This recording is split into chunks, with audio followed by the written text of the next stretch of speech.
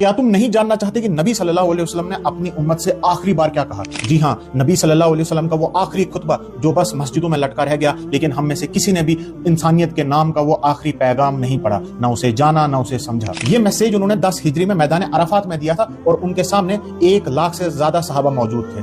اللہ کی حمد و ثنا کے بعد انہوں نے فرمایا، لوگو میری بات غور سے سنو، میرا خیال ہے کہ میں تمہیں اس سال کے بعد شاید دوبارہ نہ ملوں۔ اللہ کے نزدیک عزت والا وہ ہے جو پرہیزگار ہے۔ کسی عربی کو اجمی پر یعنی کہ نان عرب پر کوئی فضیلت حاصل نہیں، اور نہ کسی گورے کو کالے پر، صرف پرہیزگاری ہی بنیاد ہے۔ پھر فرمایا کہ اے قریش، قیامت کے دن ایسا نہ ہو کہ تم اپنی گردنوں پر دنیا کا مال لے کر آؤ اور باقی لوگ آخرت کا سامان لائیں، اور اگر ایسا ہوا تو اللہ کے عذاب سے میں تمہیں نہیں بچا پاؤں گا۔ یہ نبی صلی اللہ علیہ وسلم اپنے لوگوں کو بول رہے ہیں، ہماری تو بات ہی چھوڑو۔ پھر فرمایا تمہاری جان، تمہارا مال اور تمہاری عزت سیکرڈ ہے، مقدس ہے، پاک ہے، یعنی کہ کوئی اس کو وائلیٹ نہیں کر سکتا۔ فرمایا تمہاری عورتوں پر تمہارے کچھ حقوق ہیں، اسی طرح تم پر بھی تمہاری عورتوں کے حقوق ہیں۔ عورتوں سے اچھا برتاؤ کرنے کے ہمیشہ پابند رہو اور عورتوں کے معاملے میں اللہ سے ڈرو۔ تم نے عورتوں کو اللہ کی امانت کے طور پر حاصل کیا ہے، ان کی عزت کرو، ان کے لیے پرووائڈ کرو۔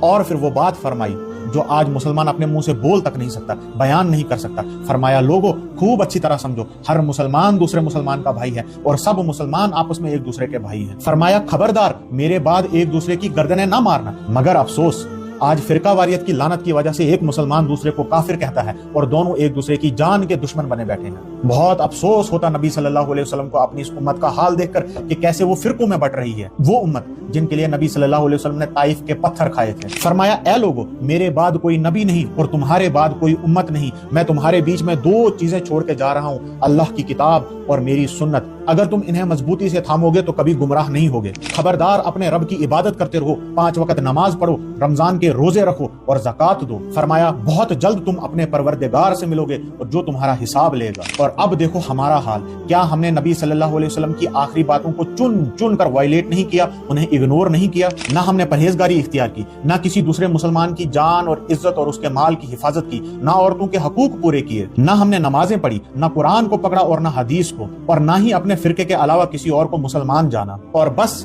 اس دنیا کا بوجھ اپنی گردنوں پر اٹھائے ہوئے ہیں۔ ایک ایک چیز کو چن چن کر وائلیٹ کیا۔ اس خطبے کے بعد نبی صلی اللہ علیہ وسلم نے فرمایا کہ خبردار، جو لوگ یہاں موجود ہیں وہ میری ان باتوں کو ان لوگوں تک پہنچائے جو یہاں پہ موجود نہیں ہیں۔ میں نے یہ ویڈیو بنا کے اپنا کام کر لیا ہے، اب تم پر بھی یہ فرض ہے کہ تم اپنے نبی کی آخری باتوں کو ہر اس انسان تک پہنچاؤ جو اس سے نا واقف ہے، تاکہ ہم اس پر عمل کر سکیں اور کل نبی صلی اللہ علیہ وسلم سے آنکھیں ملانے کے ایٹ لیسٹ قابل رہیں۔